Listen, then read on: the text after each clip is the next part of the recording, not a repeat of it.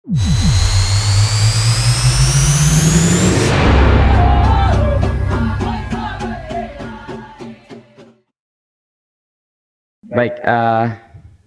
jumpa lagi dalam podcast Bawaslu Papua.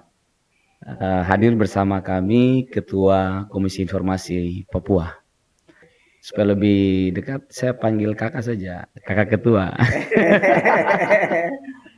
Kita akan cerita-cerita kakak tentang bagaimana Komisi Informasi ini bekerja, tugas dan fungsinya, dan korelasinya dengan proses demokrasi. Dan mungkin tidak banyak orang yang tahu bahwa kami juga bagian dari lembaga publik yang memiliki tanggung jawab sesuai dengan amanat undang-undang. Ya. Baik. Kita akan mendengarkan perkenalan dulu dari kakak, silakan. Baik, terima kasih. Pertama saya mengapresiasi undangan yang diberikan oleh Bawaslu Provinsi Papua dalam acara podcast yang kami hadir di sini. Ini luar biasa, kami sangat mengapresiasi. Saya Wilhelmus Pigai, Ketua Komisi Informasi Provinsi Papua. Kami ada 5 komisioner. Ya, kami 5 komisioner yang dibentuk melalui proses yang panjang, melalui seleksi dan melalui fit and proper test. Kami ditetapkan oleh DPR Papua dan kemudian kami dilantik. Berarti itu seleksi terbuka ya? Itu seleksi terbuka. Okay. Seleksi terbuka, tim seleksi dibentuk oleh pemerintah Provinsi Papua. Kemudian tahap terakhir dari seleksi itu mereka yang masuk dalam nominasi 10 besar itu kemudian mengikuti fit and proper test yang dilakukan oleh Komisi 1 DPR Papua. Dan kami yang ada sekarang ini adalah 3 orang komisioner KI Provinsi Papua baru dan 2 incumbent. Berarti ada 5. Iya, kita ada 5 dan ada 5 bidang di Komisi Informasi Provinsi Papua. Masa jabatannya berapa lama itu? Masa jabatan KI Provinsi Papua atau Komisi Informasi Provinsi Papua 4 tahun. Oh, 4 tahun. Ya, 4 tahun. Kalau kita 5 tahun. Oh iya, itu beda ya, Bawaslu Provinsi ya. Walaupun sama-sama lembaga non struktural, tapi kita punya masa jabatan yang berbeda. Ya, itu benar. Oke. Saya juga ingin menyampaikan kepada kita semua bahwa Komisi Informasi sesuai Undang-Undang 14 tahun 2008 tentang keterbukaan informasi publik adalah lembaga mandiri. Ya, lembaga mandiri yang menjalankan Undang-Undang 14. Undang-Undang 14 tahun 2008 tentang keterbukaan. Walaupun diseleksi, ditetapkan oleh proses-proses di DPR tadi. Ya. Oleh pemerintah daerah, tapi lembaga ini bersifat mandiri. Iya, kita mandiri karena kita menilai badan publik. Kita menilai badan publik yang menjalankan amanah Undang-Undang 14. Termasuk pemerintah daerah. Termasuk pemerintah daerah, bahkan sampai di pemerintahan tingkat kampung. KPU, Bawaslu. Iya, KPU, Bawaslu itu salah satu badan publik. Ya. Salah satu badan publik yang ada di tingkat provinsi, yang juga kami lihat tingkat kepatuhan terhadap Undang-Undang 14. Nah, menarik. Tadi sampai ke tingkat kampung nih. Iya. Wow. Iya. Karena memang sesuai Perki yang baru ditetapkan, minta maaf saya lupa nomornya, tapi Perki yang baru dikeluarkan, monitoring, evaluasi, dan pemeringkatan keterbukaan informasi publik oleh Komisi Informasi Provinsi seluruh Indonesia itu hanya bisa dilakukan di pemerintah OPD di tingkat Pemda Kabupaten Kota, BUMD, dan tingkat pemerintahan kampung. Wow. Ya. Kampung di Papua ini kan banyak nih. Wah. Hitung-hitung hampir 6.000 kampung. Lalu apakah KAI sanggup ini untuk melakukan Monef? Iya, itu tugas kita. dan itu menjadi kewajiban kita. Luar Karena biasa. ini perintah aturan, Oke. perintah regulasi. Jadi bagaimanapun dalam kondisi apapun dengan menggerakkan seluruh sumber daya yang ada, kita akan berupaya untuk menjalankan MONEF Oke. untuk memastikan apakah kabupaten kota, 29 kabupaten kota dan sekian ribu kampung tadi yang ada di seluruh Papua ini menjalankan Undang-Undang 14 2008 atau tidak. Oke. Nah, ini yang kita harus lihat seperti itu. Oke, berarti dalam proses MONEF nanti, Ya, berarti KI provinsi ini yang 5 orang tadi ini akan roadshow keliling. ya. Jadi memang dalam Perki itu ada tahapan-tahapan. Oh, oke. Kita punya tahapan-tahapan, ada metodologi Hmm, dalam melakukan MONEF yang Ya. kita ikuti. ya. Ya, melalui PRA dan seterusnya kita melakukan kunjungan langsung Oke. daerah-daerah atau OPD atau badan publik yang mengembalikan kuesioner. Oke. Jadi ada tahapan-tahapan yang kita Nah. ikuti. Ada hal yang menarik mumpung kita lagi ngomong-ngomong tentang kampung ini. Dengar-dengar katanya KI ini ada program apa namanya kampung informatif ya? Ya, benar. Mungkin bisa kakak jelaskan bagaimana itu? Ya, kampung informatif itu merupakan upaya dari Komisi Informasi bersama beberapa teman-teman LSM kita berkolaborasi untuk mengawal kampung ini menjadi kampung informatif. Nah, terkait dengan itu, Komisi Informasi Provinsi Papua telah mengeluarkan surat edaran nomor 1 tahun 2001. Itu satu-satunya KI se-provinsi yang mengeluarkan surat edaran untuk memperkuat percepatan keterbukaan informasi publik di kampung ini. Terhadap kampung-kampung yang menjadi kerjasama kami dengan beberapa LSM, kami mengawal mereka, mendampingi mereka untuk mengikuti tahapan-tahapan yang diatur dalam Undang-Undang Nomor 14 terkait dengan pelayanan informasi publik bagi masyarakat di kampung. Kita harapkan semua kebijakan anggaran, kebijakan program yang dilakukan oleh setiap kampung itu dilakukan secara transparan. Wow. Nah, dilakukan secara transparan, secara terbuka sehingga masyarakat kampung pun merasa puas dengan pelayanan yang diberikan oleh pemerintahan di tingkat kampung. Berarti ini luar biasa ini. Ya. Kan persoalan sekarang di kampung-kampung itu orang baku ribut, orang baku perang, orang baku potong. Betul. Gara-gara adanya ketidakterbukaan. Betul. Dan KI sekarang dengan LSM bergandengan tangan untuk mendorong keterbukaan. Betul. Wow. Betul. Ini berarti KI ini secara tidak langsung ini sudah membangun situasi yang kondusif nih. Betul. Jadi ada kondisi aman. Betul. Pembangunan juga tepat sasaran tercapai. Betul. Wah, ini perlu diapresiasi nih. Betul. Kakak minum dulu. Jadi memang kami juga mengapresiasi teman-teman LSM dalam hal ini The ASEAN Foundation, dan juga LP3P yang bersama-sama dengan KI Provinsi Papua kita mencoba untuk mendampingi kampung-kampung yang ada di Provinsi Papua ini ke depan ya tentunya. Baru tahun 2021 dan tahun ini juga kita mulai mencoba dengan kampung-kampung yang ada di Kabupaten Kerom.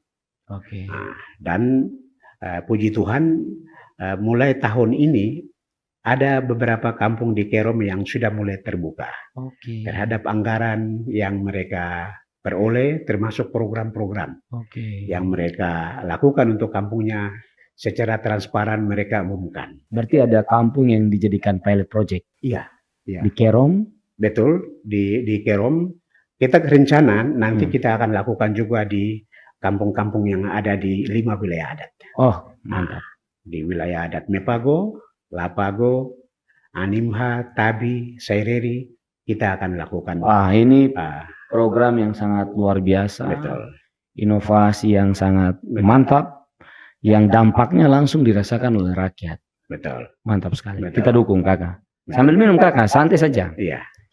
Nah, yang berikut kita akan membahas tentang sengketa-sengketa informasi. Baik. Kira-kira ada banyak atau tidak nih sengketa informasi dan dari mana saja? Silakan. Oh, memang dalam perjalanan atau terbentuknya KI atau Komisi Informasi di Papua ada banyak sengketa yang masuk di kita dan kita tangani. Kebanyakan dari pengamatan kita itu dana kampung yang paling banyak. Oh, itu menjadi alasan bagaimana kita mendorong kampung seperti yang tadi saya sampaikan. Wow. Alasan kita untuk bagaimana supaya meredam rasa ketidakpuasan masyarakat terhadap pelayanan publik yang diberikan oleh pemerintah. Bagaimana kita dorong trust masyarakat terhadap pemerintah. Itu salah satunya yang seperti yang tadi saya sampaikan. Kita kawal kampung menjadi kampung yang informatif.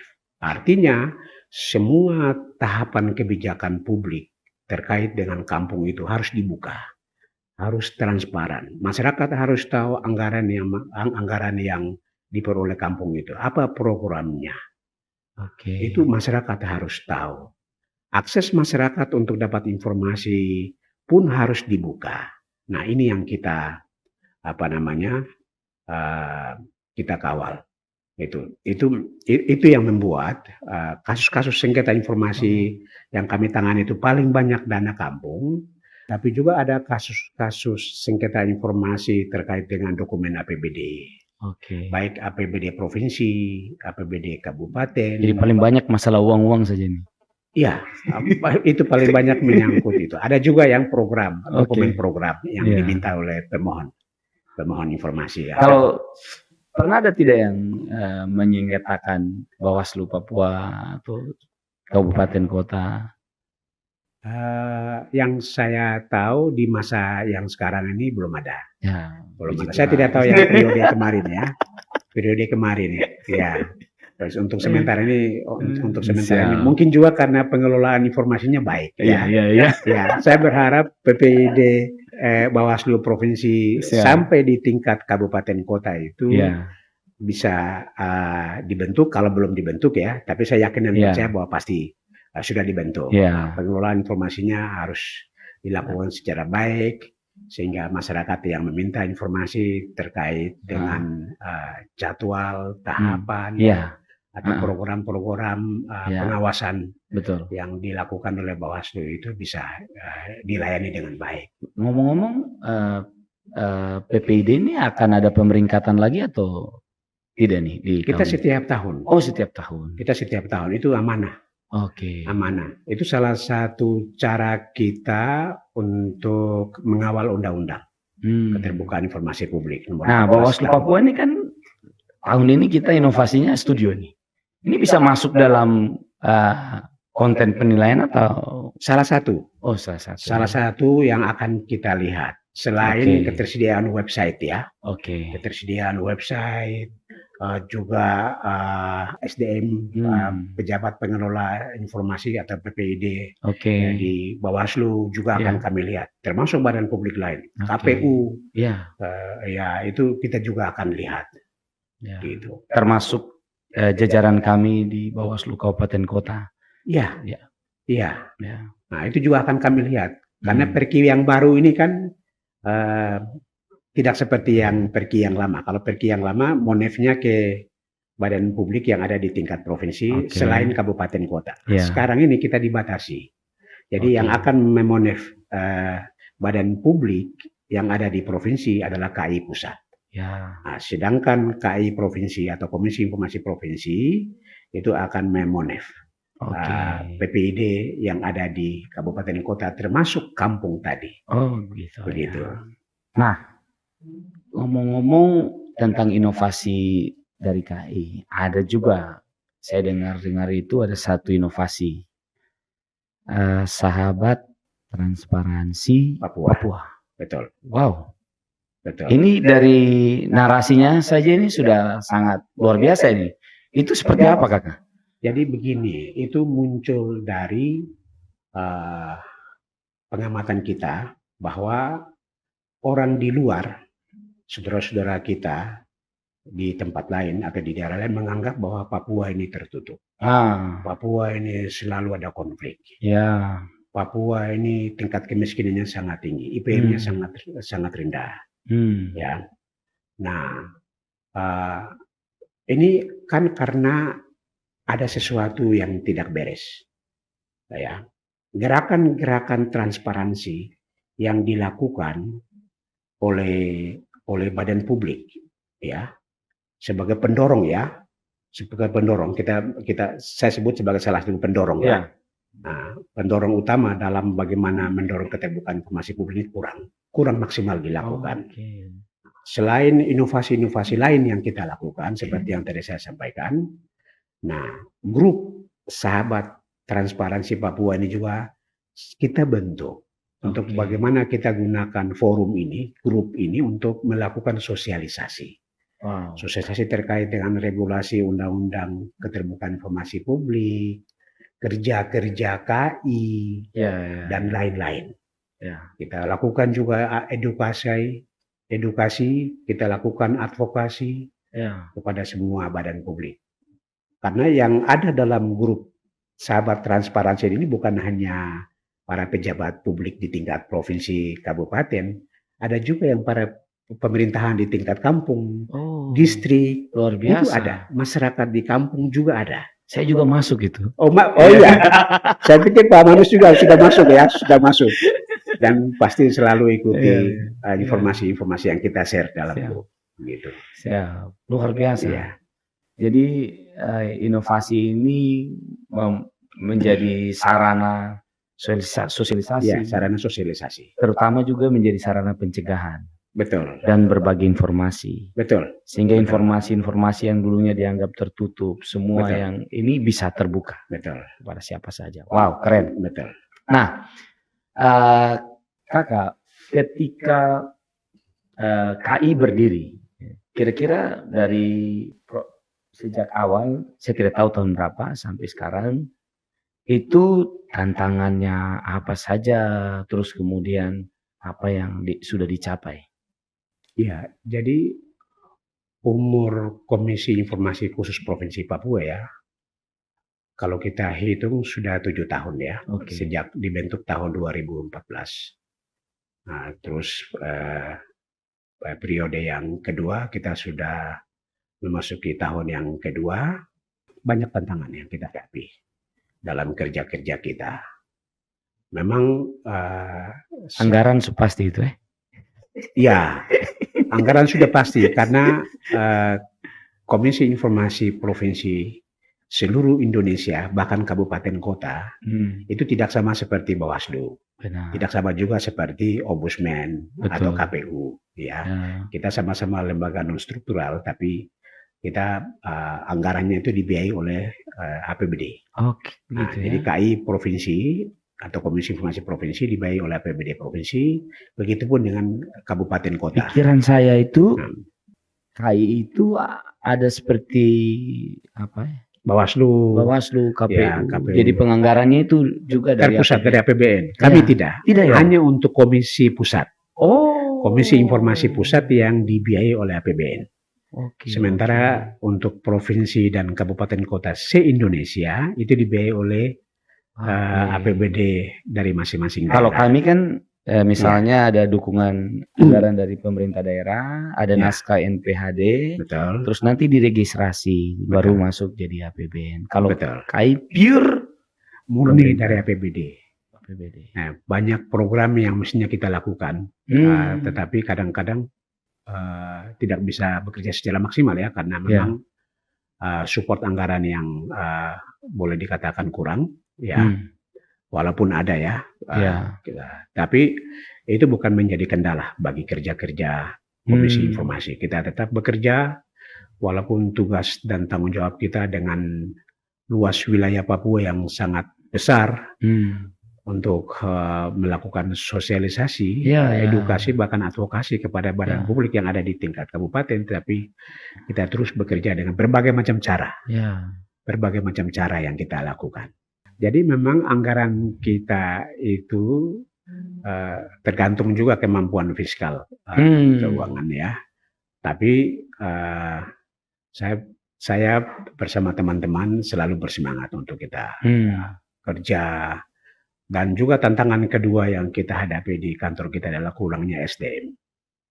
Ya, pegawai yang kurang. Nah, perekrutannya itu bagaimana kalau pegawai di KI itu? Kita lakukan perekrutan itu selain kita lakukan secara terbuka, kita umumkan terkait dengan kebutuhan yang kami butuhkan di kantor, tapi juga ada tenaga dari unsur PNS yang juga kita butuhkan ya, tergantung kebutuhan yang kita inginkan, yang kita butuhkan di kantor ya. Selain kekurangan atau tantangan yang kami hadapi terkait dengan SDM tadi, tetapi juga tantangan kerja yang kami hadapi adalah bagaimana mendorong keterbukaan informasi publik di lingkungan badan publik, baik di provinsi maupun kabupaten. Itu tantangan yang memang kami hadapi karena memang ada banyak badan publik yang belum membentuk pejabat pengelola informasi dan dokumentasi PPID. Padahal sesuai Permendagri nomor 3 tahun 2017 itu wajib. Wajib dibentuk oleh setiap badan publik. Di lingkungan Kementerian Dalam Negeri tapi juga di pemerintah daerah. Ini juga yang menjadi hambatan bagi kita, atau tantangan yang kami hadapi. Banyak sekali yang belum. Karena itu dari sekian banyak kasus yang kita tangani, itu banyak sekali badan publik yang datang untuk bersidang di kantor terkait dengan data dan dokumen yang diminta oleh pemohon. Informasi yang tidak dijawab. Seperti itu. Berarti di Papua ini masih banyak sekali yang belum memiliki kesadaran untuk terbuka sebagai lembaga publik atau badan publik. Betul. Walaupun masih ada juga, masih ada badan publik yang konsisten menjalankan Undang-Undang 14 ini. Padahal kami Bawaslu Papua merasa itu sangat penting. Dan itu juga merupakan bagian dari sosialisasi dalam tanda kutip. Dengan kita terbuka, masyarakat bisa tahu banyak hal, informasi itu juga bisa disampaikan kepada banyak orang, dan proses demokrasi itu bisa berjalan dengan baik. Sekarang kita akan coba melihat korelasi antara keterbukaan informasi dengan proses demokrasi. Bagaimana pandangan Kakak, Ketua?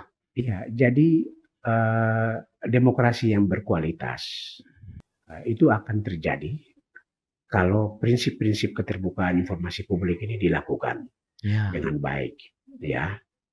Dan terkait dengan hal ini tidak hanya menjadi tanggung jawab penyelenggara, bukan hanya tanggung jawab KPU dan jajarannya atau Bawaslu, tapi juga tanggung jawab kita semua sebagai warga negara. Kita punya tanggung jawab untuk mendorong terjadinya penyelenggaraan pemilu yang baik, berkualitas. Apa yang menjadi hak-hak masyarakat itu harus terpenuhi. Bagaimana ketika masyarakat membutuhkan informasi terkait dengan tahapan, terkait dengan program-program, ini harus dilayani, dilayani secara baik untuk menekan kemungkinan terjadinya konflik. Ini yang harus dilakukan. Karena proses penyelenggaraan pemilu yang baik akan memberikan kualitas demokrasi yang baik. Seperti itu. Setuju. Ya, jadi memang Bawaslu sebagai salah satu badan publik penyelenggara pemilu juga harus bisa memperkuat PPID-nya. Terus juga harus menyebar informasi terkait dengan pemilu, pemilihan, supaya masyarakat bisa mendapatkan informasi dengan baik. Kalau terjadi pelanggaran misalkan dalam pemilu atau pemilihan, apa yang harus dilakukan oleh masyarakat kita di tanah Papua ini, itu pun harus dijelaskan, dipublikasikan kepada masyarakat kita supaya masyarakat bisa paham. Ya, betul sekali Kakak. Layanan PPID kami untuk beberapa bulan ini banyak permintaan informasi berkaitan dengan seleksi. Oke. Jadi ada banyak masyarakat yang berminat mau menjadi anggota Bawaslu Kabupaten Kota dan mungkin provinsi. Jadi banyak yang ingin mencari tahu informasi tersebut. Betul. Dan kami sesegera mungkin kami layani. Betul. Begitu. Betul. Berarti memang dalam korelasinya dengan demokrasi, maka mutlak KPU Bawaslu itu harus punya PPID. Betul. Harus dibentuk. Betul. Ya. Betul. Karena PPID itu bertanggung jawab di bidang pendokumentasian, penyediaan, pelayanan informasi publik di badan publiknya. Jadi kalau ketika masyarakat minta informasi kepada KPU atau kepada Bawaslu, ya badan publik yang bersangkutan atau PPID-nya harus siap. Harus siap untuk melayani informasi yang dibutuhkan oleh masyarakat masyarakat kita. Nah, Bawaslu dalam Monif kita tahun 2021 ini kan dapat peringkat yang sangat bagus. Siap. Ya, ini luar biasa. Ini prestasi yang luar biasa. Nah, bayangkan KPU provinsi maupun kabupaten kota itu masuk dalam kategori tidak informatif. Artinya sebagai badan publik yang bertugas untuk menyelenggarakan pemilihan umum dan pemilihan itu wajib membentuk PPID-nya. Wajib membentuk PPID. Kan terbuka kan bukan berarti harus telanjang toh. Betul. Harus terbuka toh. Kan undang-undang juga harus undang-undang juga mengatakan bahwa ada informasi yang bisa dibuka dan ada informasi yang dikecualikan. Itu jelas ada mungkin juga peraturan Bawaslu juga kan ada pasti. Ada sekian banyak daftar informasi publik yang bisa dibuka, yang bisa diakses oleh masyarakat, tapi juga yang tidak bisa diakses. Betul. Yang tidak bisa diakses mungkin terkait dengan data pribadi. Calon misalkan atau orang atau adalah ketentuan yang sudah diatur oleh Bawaslu. Begitupun KPU karena KPU, Bawaslu dan Komisi Informasi Republik Indonesia sudah melakukan MOU terkait dengan penyelenggaraan pemilu dan pemilihan di pusat beberapa tahun lalu. Nah, ini yang harus diimplementasikan. Apalagi eskalasi 2024 ini, wah itu sangat berat. Jadi keterbukaan informasi ini bisa mereduksi hal-hal yang tidak kita inginkan. Betul. Ini tuh juga bisa menjadi konten pencegahan. Betul. Betul. Jadi kan sekarang ini kan eranya transparansi, eranya keterbukaan. Sejak Orde Reformasi, segala sesuatu yang kita lakukan harus terbuka. Betul. Segala kebijakan publik yang kita tetapkan atau kita lahirkan itu harus terbuka kepada masyarakat. Partisipasi publik diperlukan, Sehingga apa? Sehingga benar-benar masyarakat dapat puas dengan pelayanan yang diberikan oleh para pejabat publik atau badan publik lah, semacam begitu toh. Nah, karena kalau tidak nanti terjadi gesekan di bawah. Jadi kalau terjadi gesekan di bawah, terjadi pro kontra di masyarakat, itu jangan kita marah ke masyarakat. Karena pelayanan informasi yang tidak tersampai ke bawah. Ke bawah. Nah, terkait dengan pemilu juga begitu. Harus KPU, Bawaslu, dan jajarannya sampai di tingkat kabupaten, sampai di tingkat distrik atau kecamatan, harus melakukan sosialisasi terkait dengan semua tahapan informasi program pemilu yang akan dilakukan tahun 2024. Ini sekarang tahun 2022. Ini tahapannya saya pikir sudah mulai Ya. Nah, tahapan 2023, 2024, awal bulan 2024 itu sudah mulai pemilihan legislatif ya kalau tidak salah, pemilu presiden. Ya, pemilu itu ya. Dan tidak lama lagi dilakukan pilkada. Pilkada dan lain-lain. Ini tahapan-tahapan ini harus kita ini. Apalagi Papua ini kan kita besar sekali ya. Betul. Memang kita harus berkolaborasi. Betul. Tidak hanya menjadi tanggung jawab KPU, Bawaslu sebagai penyelenggara, tapi mari tanggung jawab pemerintah. Kita yang Komisi Informasi juga mari sama-sama kita berkolaborasi untuk melakukan kolaborasi. Kayaknya ada ide baru nih. Kayaknya kita perlu kolaborasi untuk sosialisasi pendidikan politik, berbagi informasi untuk menyaksikan pemilu serentak.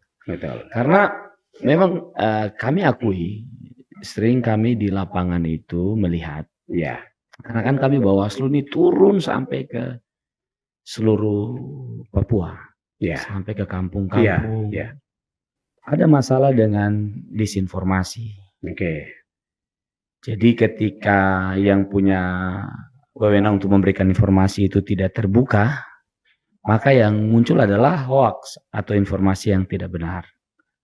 Nah, itu yang kami sayangkan itu kemudian mempolarisasi masyarakat atau kemudian membuat masyarakat itu konflik. Jadi apa yang tadi didorong oleh Pak Ketua, kami sangat apresiasi bahwa kami Bawaslu dan KPU harus terbuka karena dampaknya itu langsung kepada proses kualitas demokrasi dan kehidupan sosial masyarakat. Keren. Harapan-harapan kakak bagaimana menjelang pemilu serentak 2024? Harapan saya khusus kepada lembaga penyelenggara ya, KPU dan Bawaslu, pertama segera membentuk PPID. Ya, pejabat pengelola informasi dan dokumentasi. Ya, kalau Bawaslu pasti sudah ya. Pasti juga sampai di tingkat tingkat kabupaten kota. Ya, pasti sudahlah. Tapi untuk KPU, karena dalam Monef tahun 2021 masuk kategori tidak informatif. Ya, ini sangat disayangkan sekali. Nah, ini badan publik yang mengelola anggaran yang besar. Ya, ini luar biasa, anggarannya besar. APBD ada juga. Ya, jadi harus transparan. Ini anggaran publik yang harus dipertanggungjawabkan dalam kerja-kerja kita. Termasuk tahapan informasi terkait dengan tahapan program. Ya, itu juga harus terbuka. Nah, bagaimana kalau PPID-nya belum terbentuk terus ini bisa terbuka secara baik? Apa yang kita lakukan, apa yang dikerjakan oleh KPU sebagai badan publik penyelenggara pemilu. Nah, ini yang harus PPID-nya harus dibentuk, diperkuat, SDM-nya kita perkuat, diperkuat supaya ketika ada permintaan informasi dari masyarakat, itu bisa dapat dilayani. Karena begini, saya ingin mau sampaikan kepada kita bahwa Komisi Informasi telah mengeluarkan peraturan Komisi nomor 1 tahun 2019 tentang standar layanan dan prosedur penyelesaian sengketa informasi publik. Jadi kalau pelayanannya tidak maksimal oleh badan penyelenggara pemilu, baik KPU maupun Bawaslu, ketika ada sengketa informasi di Komisi Informasi, nanti kita bisa kewalahan kalau kita nanti. Kalau PPID-nya tidak dibentuk, pejabat pengelola informasinya tidak dibentuk. Tapi kalau pejabat pengelolanya dibentuk, kan enak. Kita bisa datang bersidang di Komisi Informasi. Nah, ketika masyarakat atau pemohon informasi mengajukan sengketa, ya kita tidak bisa tolak. Kita pasti akan menerimanya untuk melanjutkannya. Begitu. Jadi saya berharap supaya mari kita dorong pelaksanaan atau penyelenggaraan pemilu ini secara terbuka, secara transparan. Partisipasi publik harus kita libatkan. Dan juga saya minta kepada kita semua, pemerintah baik di provinsi maupun kabupaten kota, mari jadikan Papua sebagai Papua yang transparan, Papua yang informatif. Mari kita berkolaborasi mendorong penyelenggaraan pemilu yang akan dilakukan 2024 nanti ini dengan aman, ya tentunya keterlibatan masyarakat juga kita dorong ya, supaya pelaksanaan pemilu nanti di Papua itu berjalan dengan aman. Tidak lagi orang luar melihat Papua itu rawan, pasti akan ada konflik, pasti akan terjadi masalah-masalah. Mari saya juga minta juga kepada kita, kelolalah informasi dengan baik dari sumber-sumber yang baik. Siap. Jangan kita percaya terhadap informasi yang kita dapat, padahal belum tentu informasi yang kita dapat itu benar. Betul. Padahal itu bisa jadi hoax atau menyesatkan. Seperti begitu. Ya. Kelolalah informasi dengan baik. Baik. Ya. Karena informasi itu bukan hanya untuk kepentingan orang lain. Betul. Untuk kepentingan kita. Setuju. Jadi kalau kita menangkap informasi itu tanpa kita mengetahui sumber informasinya itu apakah benar atau tidak, itu bisa mencelakakan diri kita sendiri. Ya. Bisa juga keluarga, bisa juga teman kita, sahabat, tetangga kita, atau RT kita, kelurahan kita, kecamatan kita, atau kabupaten kita, atau provinsi kita.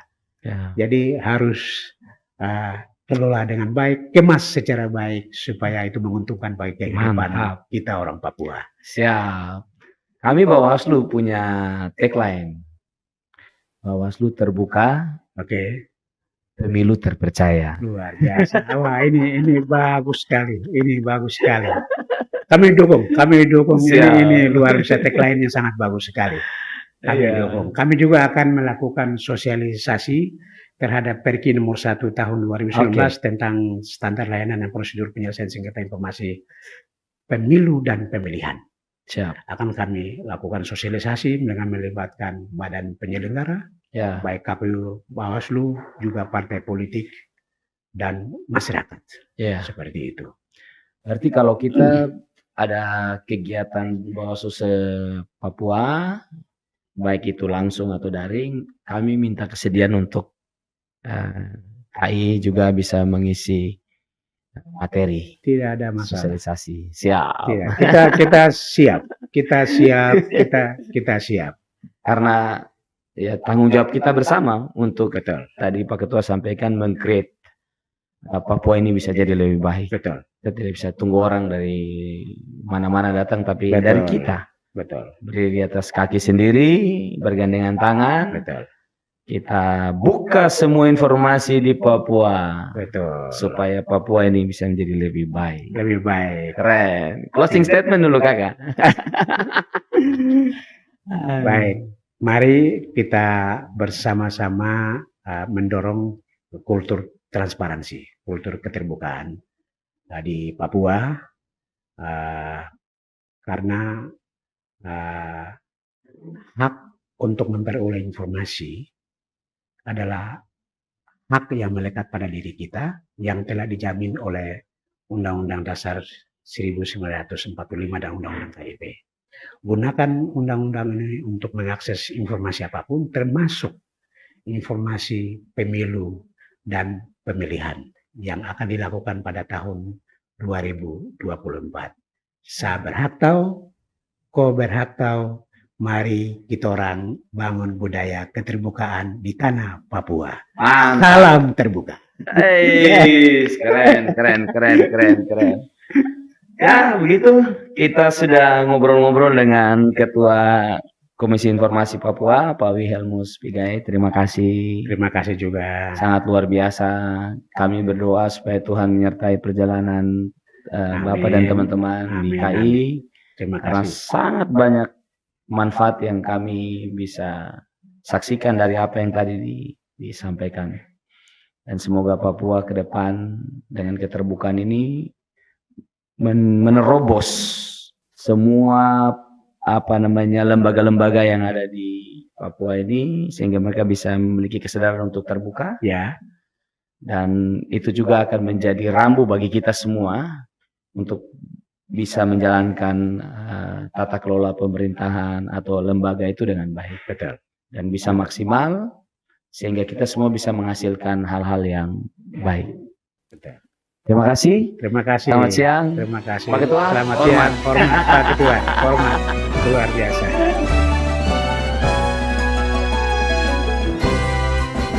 Kami Kami pengawas pemilihan umum